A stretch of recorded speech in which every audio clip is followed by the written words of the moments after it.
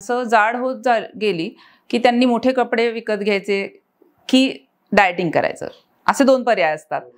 पण असं झालंय की आपण वाहनं वाढतायत म्हणून रस्ते वाढवत चाललोय, तर आपण BRTची लेन पण गिळंकृत केली आहे त्या वाहनांसाठी, आणि तरीही आपण लगेचच बघतोय की प्रॉब्लेम सॉल्व्ह झालेला नाहीये.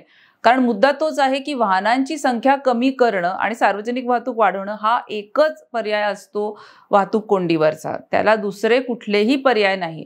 म्हणजे वाहतूक कोंडी कमी करायचं असेल तर शाश्वत वाहतुकीशिवाय पर्याय नाही. आणि त्यामुळे आपल्याला असं दिसतंय की नगर रोडवरती अजूनही प्रयोगच चालू आहेत.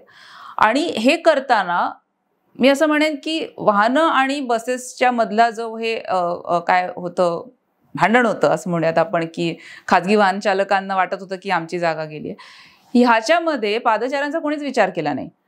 नगर रोडवरती रस्ता क्रॉस करणं महामुश्किल होतंच, आणि ते बस लेन काढल्यावरती, कारण अजून एक मधला टप्पा त्याच्यातनं गेला, अजूनच मुश्किल झालंय. म्हणजे त्यांचा तर कोणीच विचार इथं केला नाही. म्हणजे आपण इतकं वाहन केंद्रित धोरणं झालेली आहेत की आपल्याला चालणारा माणूस दिसत देखील नाही. म्हणजे ही किती दुर्दैवाची बाब आहे.